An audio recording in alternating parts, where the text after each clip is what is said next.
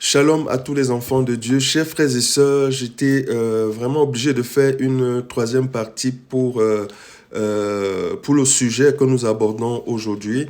Dans la deuxième partie, je parlais du fait que beaucoup d'enfants de Dieu ne savent pas que l'Antichrist est un banquier, hein. Et c'est lui qui a en ce moment le pouvoir économique mondial. Parce que cet homme-là a acheté les plus grosses parts à la Banque mondiale. C'est le beau-fils de l'ex-président Donald Trump. Mais je voudrais dire aux enfants de Dieu que cet homme-là est plus riche que Donald Trump. C'est lui qui a réussi à amener la capitale Tel Aviv à Jérusalem. Beaucoup de gens se disent que c'est le président Donald Trump qui l'a fait, mais non, c'est Jared Corey. Parce que c'est même lui.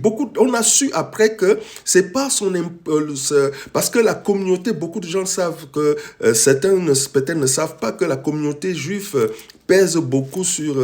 ce sont les grands électeurs. Donc, il en faisait partie. Donc, c'est lui qui a fait que son beau-père soit président. Donc, cet homme-là a acheté les plus grosses parts à la Banque mondiale. Et beaucoup d'enfants de Dieu ne savent pas que il va diriger les 3 premières années et demie de son règne seront par le pouvoir économique. Parce que qu'est-ce qui va se passer? La Banque mondiale va mettre tous les...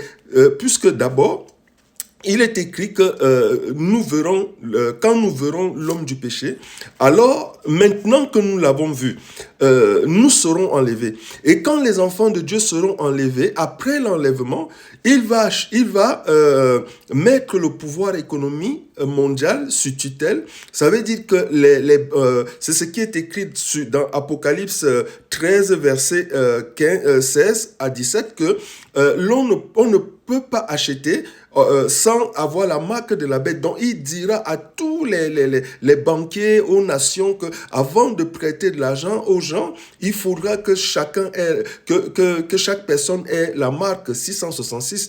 Et son immeuble est déjà là. Quel signe voulons-nous encore avoir? Le plus grand signe est là. Et cet homme-là, il est en train d'investir les centaines de milliards dans les pays arabes, des pays du Moyen-Orient. Il est aussi reconnu là-bas comme le Messie. C'est que beaucoup de gens ne savent pas que même certains pays du Moyen-Orient attendent aussi le Messie. Donc, il va rassembler, c'est lui qui va vraiment... voilà, qui sera le Messie, mais pas le vrai. Donc, chers frères et sœurs, vraiment, l'heure est grave. Veillons tous les jours. Préparons-nous tous les jours. Shalom, shalom.